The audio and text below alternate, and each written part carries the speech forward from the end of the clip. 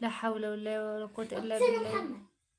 اعوذ بالله من كلامك. انت تعرف حتى لو انت بتهزر يا ابني، والله العظيم انت ممكن تبقى كده فعلا.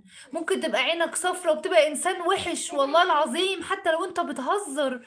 الكذب ملوش رجلين. يعني انت واحد كذاب وبتقول على نفسك حاجات وحشة، والله ممكن يحصل لك كده، نوح. والناس كلها تبعد عنك وتكرهك وما تحبكش، حتى اهلك القريبين منك. انت كل مرة تدخل في الكومنتات تقول كده.